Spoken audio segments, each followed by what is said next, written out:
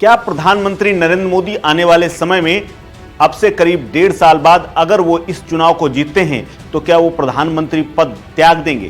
क्या उनकी जगह में अमित शाह प्रधानमंत्री बन सकते हैं? क्या प्रधानमंत्री अपने द्वारा गढ़े गए 75 साल की उम्र के उस दायरे को पार करके आगे प्रधानमंत्री बने रहेंगे, या फिर उस मार्गदर्शन मंडल में 75 साल से ऊपर वाले नेताओं को भेजने वाली जो परंपरा है क्या वो टूट जाएगी? ये सवाल इसलिए खड़े हो गए हैं क्योंकि केजरीवाल ने इस पूरे मुद्दे को उठा दिया है और उसके बाद बीजेपी भड़क गई है।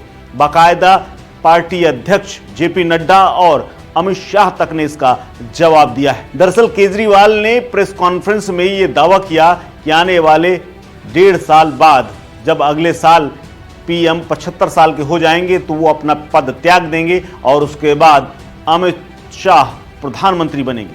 केजरीवाल के इस बयान के बाद अमित शाह से लेकर पार्टी अध्यक्ष जेपी नड्डा ने सवाल खड़े कर दिए हैं और केजरीवाल पर निशाना साधा है। बाकायदा गृह मंत्री अमित शाह ने सफाई दी है कि आने वाले समय में यानी अब से लेकर के 2029 के चुनाव का भी नेतृत्व प्रधानमंत्री मोदी ही करेंगे। क्या कुछ कहा है पलटवार करते हुए गृह मंत्री अमित शाह ने, सुनिए। देखिए, इस देश की जनता पूर्व हो, पश्चिम हो, उत्तर हो, दक्षिण हो या नॉर्थ ईस्ट हो, हर कोने में मोदी जी के साथ प्रचंड समर्थन के साथ खड़ी है। इंडिया अलायंस के जितने भी चट्टे बट्टे हैं वो सभी को मालूम है कि हम 400 पार करने जा रहे हैं। मोदी जी तीसरी बार इस देश का प्रधानमंत्री बनेंगे, इसलिए इस प्रकार की भ्रांति फैला रहे हैं। मैं देश की जनता के सामने स्पष्ट करना चाहता हूं कि भाजपा के संविधान में ऐसा कोई प्रोविजन नहीं है।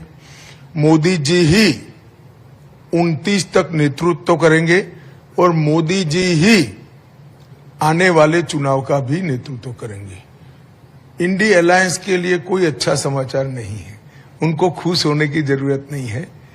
उनको ज्यादा परिश्रम करना चाहिए, भ्रष्टाचार बंद करना चाहिए और लोगों के प्रति सहानुभूति और संवेदनशीलता के साथ काम करना चाहिए।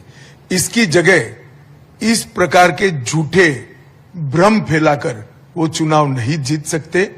मोदी जी इस देश को बहुत आगे ले गए हैं और मोदी जी को इस देश को और आगे ले जाना है। किसी भी प्रकार की कोई कंफ्यूजन भारतीय जनता पार्टी के कोई क्वार्टर में नहीं है। ये देश की जनता को स्पष्ट होना चाहिए। दरअसल केजरीवाल का जेल से निकलने के बाद आज फर्स्ट डे फर्स्ट शो था और उन्होंने नई नई बातें और इस फर्स्ट डे फर्स्ट शो को हिट करने के लिए बड़ी बड़ी बातें की। उन्हीं में से एक ये भी चंक था जब उन्होंने दावा किया कि 1.5 साल बाद प्रधानमंत्री मोदी अपना पद छोड़ देंगे और अमित शाह को बैठा देंगे। इसके अलावा उन्होंने एक और दावा किया कि योगी अगर इस सरकार में फिर से प्रधानमंत्री यानी 2024 का ये इलेक्शन जीतते हैं प्रधानमंत्री मोदी, तो सबसे पहले टारगेट होंगे योगी, उन्हें सबसे पहले पद से हटाया जाएगा और आने वाले समय में पीएम अमित शाह बनेंगे। मैं बीजेपी से पूछता हूं, आपका प्रधानमंत्री कौन होगा? आप लोग सोच रहे होंगे केजरीवाल क्या बात कर रहा है, मोदी जी होंगे। नहीं, मोदी जी अगले साल 17 सितंबर को 75 साल के हो रहे हैं। बीजेपी के अंदर मोदी जी ने 2014 में मोदी जी ने खुद ने रूल बनाया था कि बीजेपी के अंदर जो भी 75 साल का होगा उसको रिटायर कर दिया जाएगा। सबसे पहले आडवाणी जी को रिटायर किया गया, उसके बाद मुरली मनोहर जोशी जी को रिटायर किया गया, फिर सुमित्रा महाजन को रिटायर किया गया, फिर यशवंत सिन्हा को रिटायर किया गया।